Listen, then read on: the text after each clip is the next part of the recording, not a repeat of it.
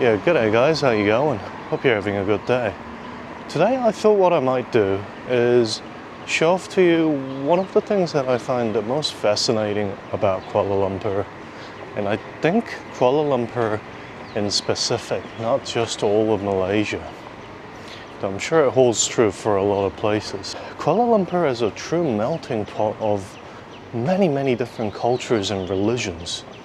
And I think I can show off to you either through my stomach or my eyes, or I guess the camera, how diverse and beautiful all the different cultures are.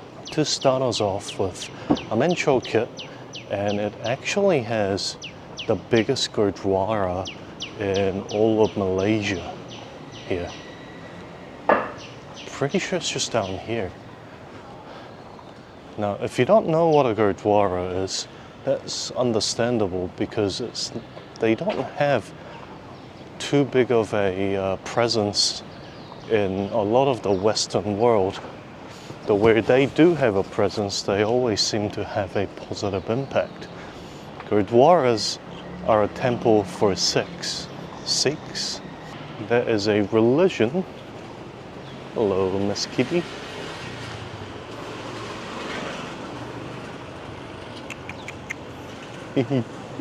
And Sikhs believe in selfless service to everybody, regardless of their gender, age, religion, ethnicity, doesn't matter. Originates from the Punjab region of India. And one of the highlights is that anybody is welcome for a langar or langar. I'm trying to learn, okay, in their temples, which is just a free meal, a vegetarian Indian meal, so that it can be eaten by as many people as possible. And literally anybody is welcome as long as they're happy to cover their heads to signify equivalence. I'm actually not gonna go in. I went in there once and they invited me in for a langa, which I was very grateful for. But I don't need free food right now. I can afford it, and there are people out there who need it more than me, so I should go towards them. At least that's my opinion. But I am gonna go and show you guys the domes and the outside. It's a pretty cool place. I'd say most Sikhs I've met, which I haven't met many, there's not that big of a Sikh population in New Zealand, but the ones who I have met have been all really great. Very open-minded and kind, always smiling. So this is one of the religions I was actually quite fascinated to learn more about. I see a lot of cats in Kuala Lumpur, but not dogs, interestingly. That one's hurt too, actually. There we are, that's Tatt Khalsa Diwan. Believe biggest Sikh temple or Gurdwara in the country. There's golden domes. Anybody's free to enter, actually. You can just walk in, take your shoes and socks off, barefoot only, and just cover their hair, cover your hair. They'll give you a scarf or like a large handkerchief for it. Okay, it's clearly gonna be a cat diary today. There's so many cats here. Like I said, a long day, so I won't be going in. But if you do get a chance to drop by, I think it's very much worthwhile. Also, like, street chickens. Okay. There's also a wet market right by. This is the Chow Kit market. There's a dry portion in the back as well. Next sort of minority culture, I don't know if you can really call these guys minority, is the Straits Chinese. The Peranakan or Baba Nyonya culture, where they're from the Straits of China and they migrated through British colonization of those areas, and then further into Malaysia. They integrated with the Malay society, but still ends up with quite a distinct culture themselves.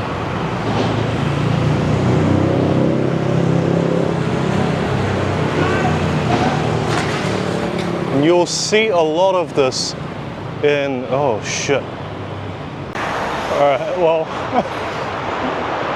might be curious why there's so much more traffic and I'm suddenly on the other side of the street. There's a bike crash on this side, so I've just spent the last hour waiting for the ambulance. I think a 64-year-old man, I think he's done some damage to his back. He fell square on his back, but he mostly landed on his shoulder, and I think he's dislocated it. But no bleeding. I think he'll be fine. The ambulance people know what they're doing. But anyway, what the hell was I doing? Oh yeah, I was going to go to the Perangkan house. Damn it, I have to be on the other side of the road. All right. Man, look at that traffic, man. That is insane. It's like, I thought I'd beat a lot of it just having left early, but clearly not. Oh wait, I also have to be on that side? Might as well just cross back there then. What am I doing? I'm actually kind of a bit shaken up.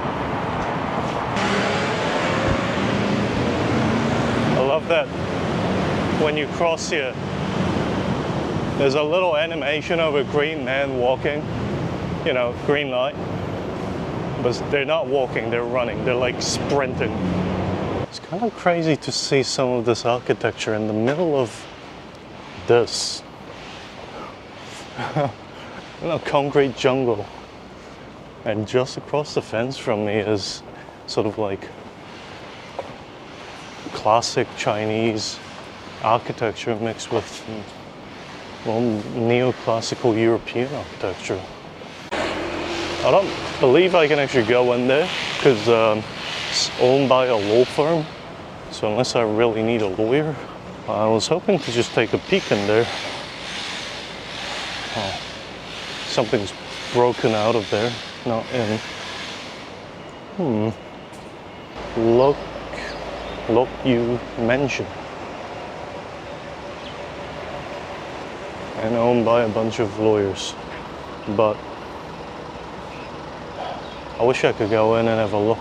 It was owned by a very rich tin mining, you know, owner, and it would be a great reflection of Chinese Malay culture. But I guess we're skipping over this one. There's even a god. Wish I could have seen it in its heyday. But you can see the European influences there. I think after that disappointment, I'm gonna need some breakfast. I think breakfast should be Malay, right? You know, I'm in Malaysia after all. Mind you, I'm actually right by the historical district of Kampung Baru. There's a bunch of traditional Malay houses here in the middle of this concrete jungle.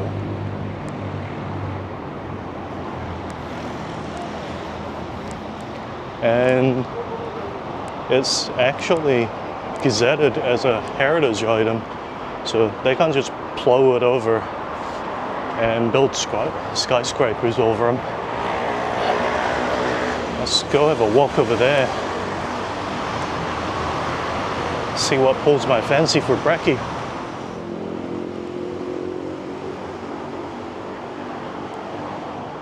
What these monorails remind me of? Has ever played Infamous on PlayStation? Hell yeah. Okay, look at that traffic. Look where I am. You think this is a sky bridge, right? No, no, no. It's a bloody train station and you have to pay to get in and get out the other side. Are you serious? How do I get to the other side? How is that not the perfect crossing for this bloody road? Must be another crossing up ahead, I guess.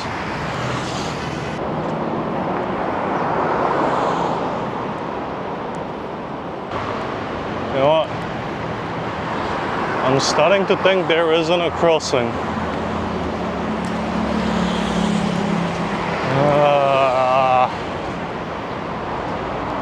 Is there something underground? There's a crossing on the other side. Oh no, there is a crossing. It just seems slightly suicidal.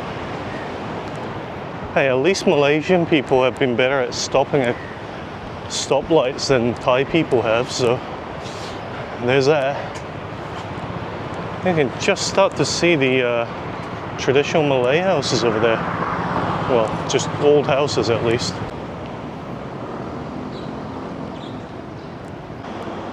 Here we are at Kampung Baru. Notice how there's no skyscrapers like right here, but you can see them all off in the distance. Yeah, protected heritage. There's some old houses and the shops. What I really want to find, or at least see if I can find it, is a Rumah Lima. Don't know if I'm saying that right, like all other things, but there's a stilt house, traditional stilt house. When you walk around in Kuala Lumpur, you're gonna keep seeing these like weird posts like all over the sidewalk. Apparently these are designed so that, you know, scooters can't ride into them, but disabled people on wheelchairs can. It's just kind of really friggin' awkward to walk through. Some of them are really close together. So if you're on a wheelchair, you better not have a big head. Kampung Baru Gate. It's such a weird place because, oh, see what I mean? It's just so narrow together. Like my fat ass waist can barely fit through them.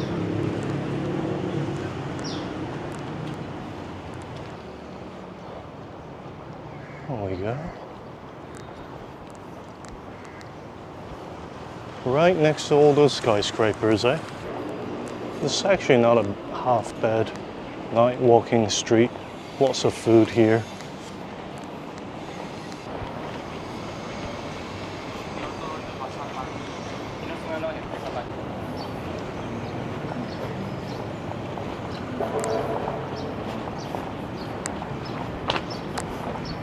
Unfortunately, not a single place that's open. Remember what I said about it being a night walking street? Yeah. Alright, fine. Let's just go to the next spot. Or maybe I'll find a hawker stall or something on the way. See the Petronas towers looming in the background there.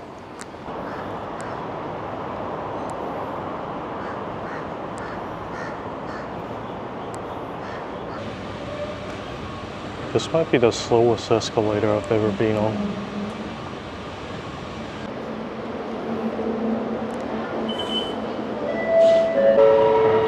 We're here.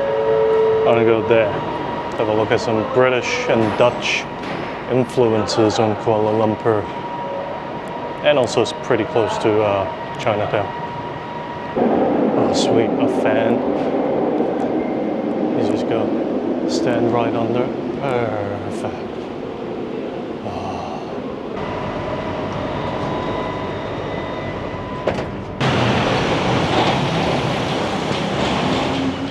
This is the old market square.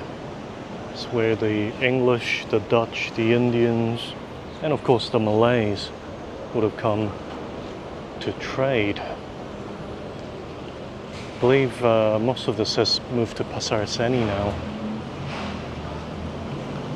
But here still stands this clock tower and the old European influence buildings.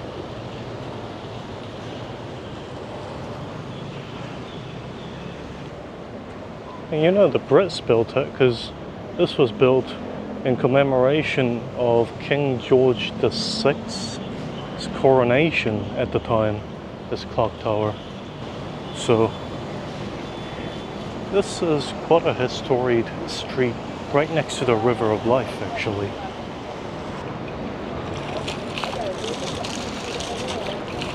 And here's St. Mary's Cathedral.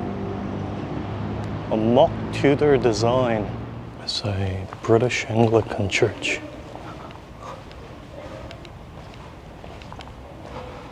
Obviously built by the Brits.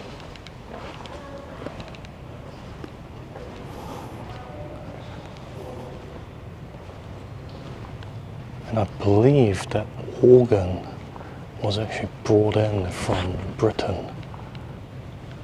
That organ right there, up there. It was built by Henry Willis and Sons, who also built the organ for the Royal Albert Hall in London. I've actually never been in an Anglican church. My first time. Obviously built to support the faith of the British expatriates back in the day. Design's quite reminiscent of like 12th century Gothic buildings.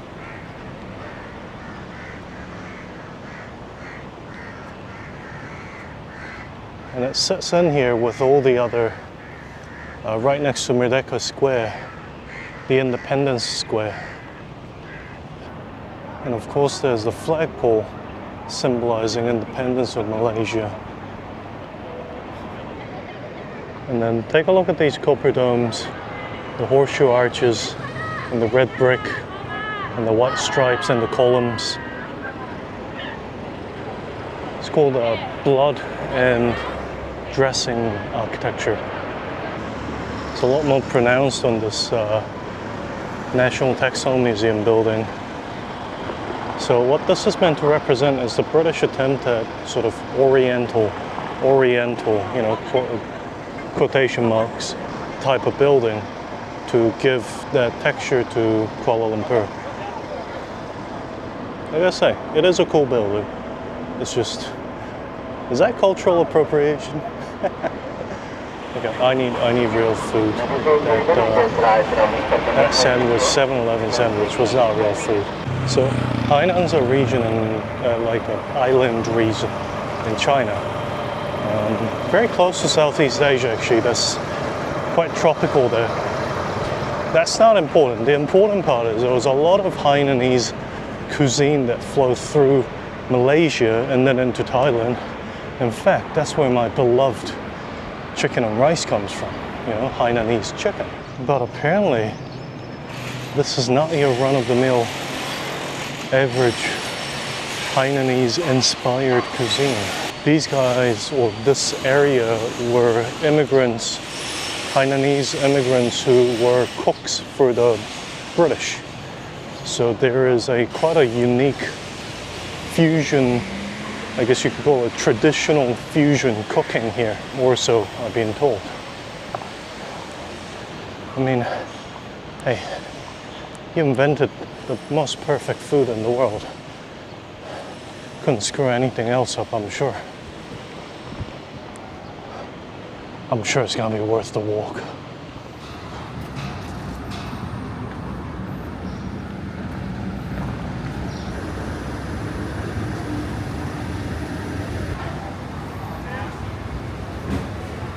This place smells of history. It's beautiful. So they have a whole waiting area, like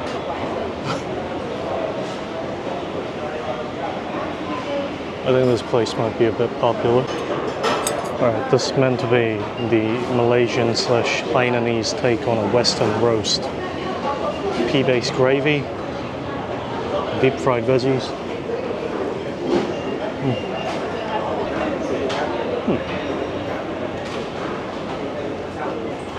No, that's not roast, that's deep fried. Wow. And like the taste is very familiar, but it's also very different. Awesome. All right.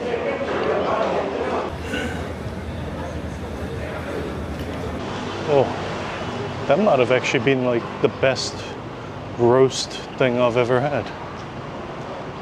It's like, what's the best way to put it? It's like, okay, here's what I think happened. Some British dude described to his cook what a roast is. Obviously, he's too rich and important to cook himself, so he just told the guy what it is, and then he made it based on interpretation in a really good way. Despite being deep fried, it felt kind of fresh. Does that make sense? I think it's the gravy. It's definitely the gravy. The gravy just didn't have that greasy feeling to it that most gravy have. I don't usually like gravy. This was really nice.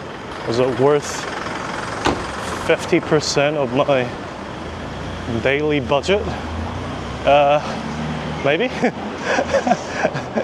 That's up for debate, but it was definitely worth trying. There was only Chinese people there. It is Ramadan, so like Muslim people can't eat right now. Let's go get a little bit deeper into what do you call it? Chinese culture here. Obviously there's Chinatown, but you know what comes with people who migrate? Not just their cultures, but of course their religion. So there's the oldest Taoist temple in Malaysia, just on the outskirts of Chinatown. That's where I'm heading to now.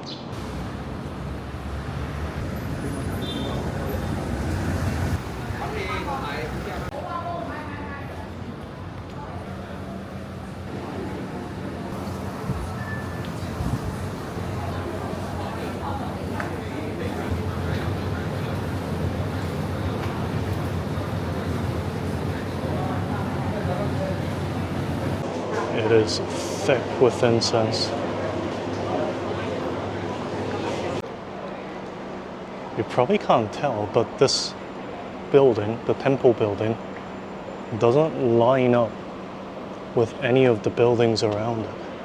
That's because it was built tilted at an angle, not in accordance with the city grid for Feng Shui. The idea being that it brings in good luck for a building's entrance to be facing a certain cardinal direction. That place was kind of cool. I think that might be my first time in a Taoist temple as well. And that was the center stone for the Chinese immigrants around this area.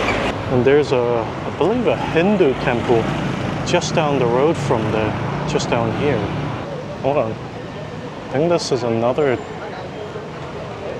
Taoist temple.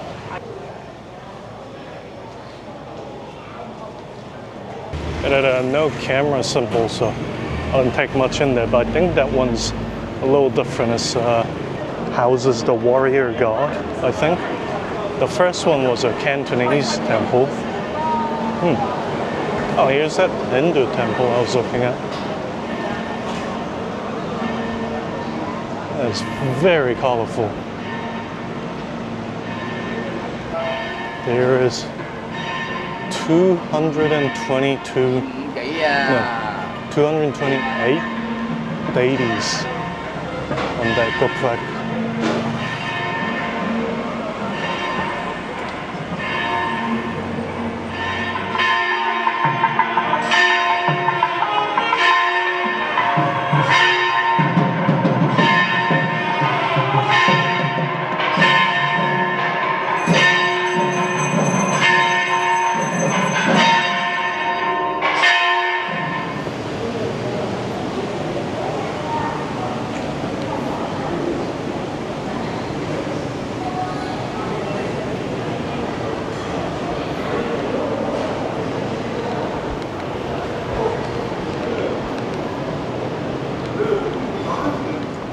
I don't want to film the main hall because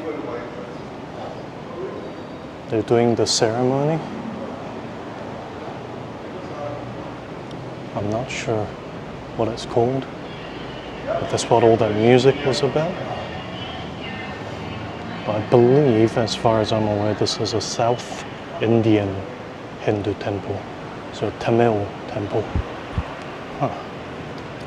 It's very colorful, very, very colorful. If you go to Batu Caves, you'll see a lot of these colors as well. It's just really fascinating to me that despite this part of Kuala Lumpur being called Chinatown, you know, Petaling Street is right next one over. There's a lot of Indian influence here as well. And it's truly the melting pot. It's actually a cafe I kind of want to go to. And that is the Old China Cafe. Is this housed in the old Selangor Laundry Workers Association? Something like that?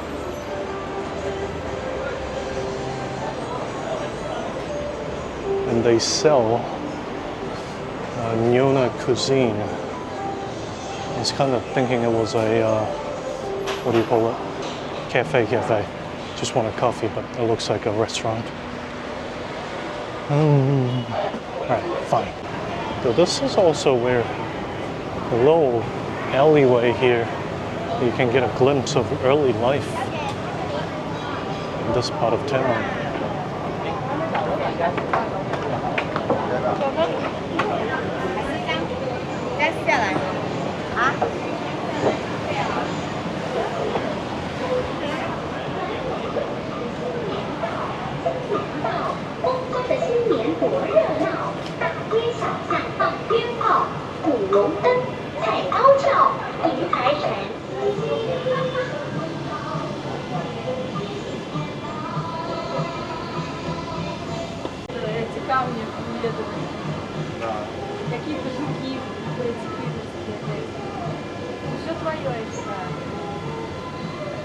If I'm wrong, a lot of these buildings are sort of Portuguese patterned, obviously with a very local take to it. I love this alleyway. I've walked through here a few times, but always find new graffiti here. There's just something beautiful about this place.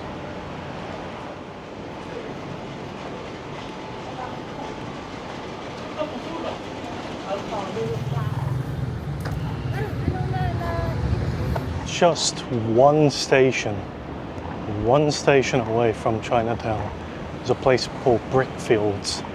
This is where a lot of Indian people migrated to, mostly through the British migrating them to work the railroads and the such, and since very much integrated into the Malay society, you can see a lot more Indian influenced buildings and and Indian ethnic people here. There is a place just down here called Little India. It's more of a market than anything. Actually more interested in some of the temples up ahead. I don't know this, but there's actually a Lutheran church here. Interesting. A Zionist church. Not something I would have expected to have seen. I don't know why. I don't know enough about that church to make up any mind about it, to be honest. This is a Sinhalese, meaning Sri Lankan Buddhist temple.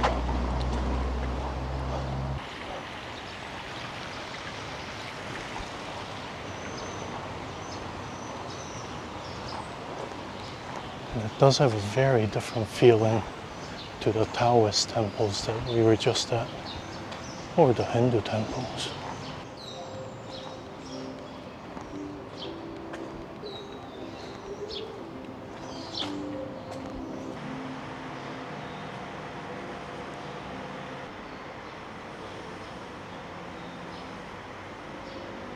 This Bodhi tree is supposedly from the same sapling that the Buddha passed away under when he reached Nirvana. Man, it's so hot. It's like 32 degrees, Jesus.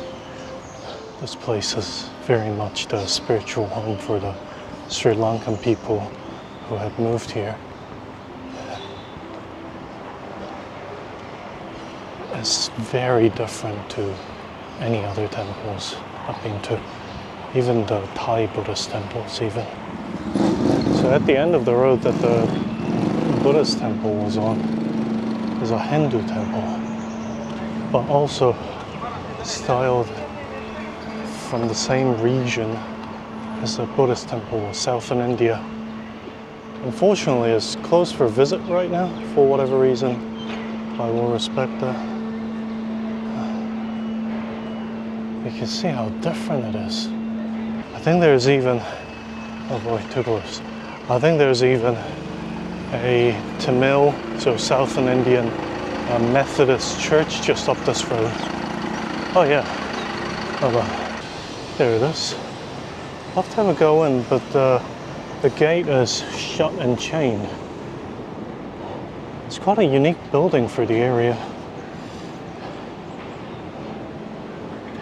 So Little India with all its religion, from everything the different people from that region believes in, I guess came here and has become part of Malaysia. I need to go find somewhere air conditioned, like ASAP. I can feel the heat getting to my head. Hold on. I mean, where else would you go other than the mall for free air conditioning? Sounds like there's a dragon dance happening. I've seen so many of those this week. It's Chinese New Year. Seems like there's been one every day I've seen just walking around.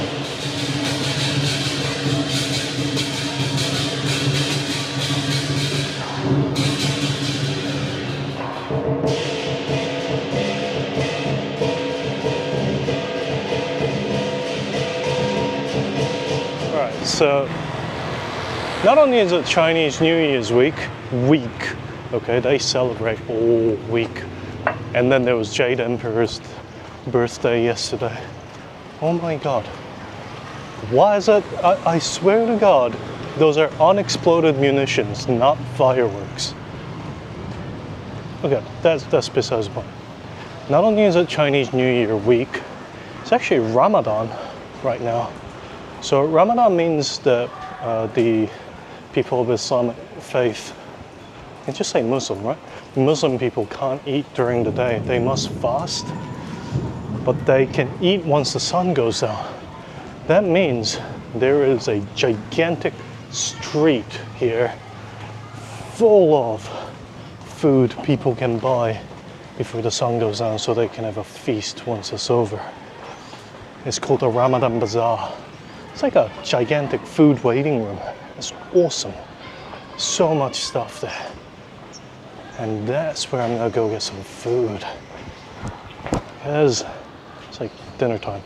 It's also like tropical downpour time. Can you hear that thunder? I can hear that thunder.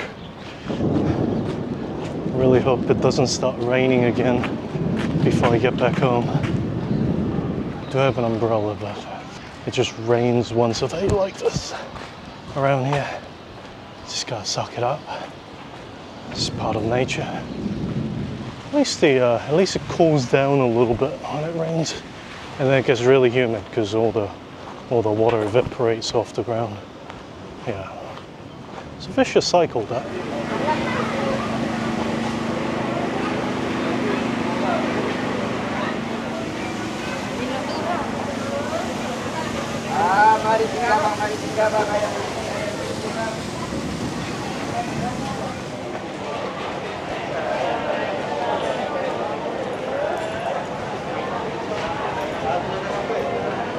Kind of rushed home. I would have stayed at the bazaar a bit longer, but that thunder was picking up and I did not want to stick around for a heavy downpour.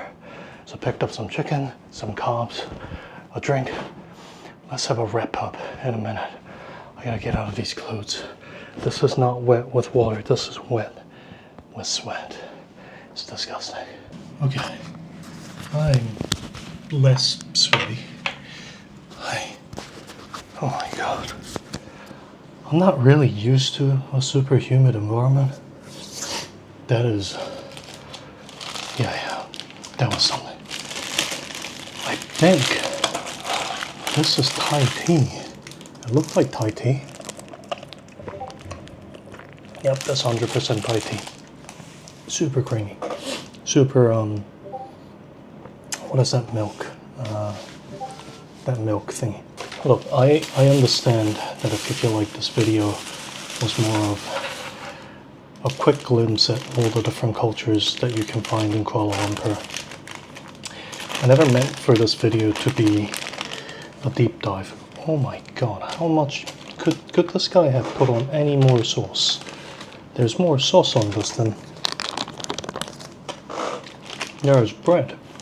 Well, the thing is, I don't even show you half of it. There's so much more. There's so many more minority communities. There's so many more indigenous communities and tribes and all that good stuff. There's no way that I could ever show you and even do a deep dive of every single community that makes up Malaysia. I know that Penang's a little different, I know Malacca's a little different, I know that's the only cities Johor Bahru, I think it's the one right by Singapore is also a little different. I just wanted to share with you what I've found in my travels in Kuala Lumpur.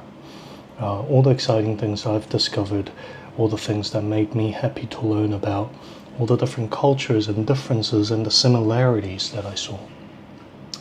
So I hope you had a good day following along with me. I really enjoyed myself. It kind of puts you into perspective of how more connected we are than we think about, right? But anyway, I hope you have a great day. I hope you take care of yourselves, and thank you very much for watching. Leave me a like, subscribe, all that good stuff. Cheers.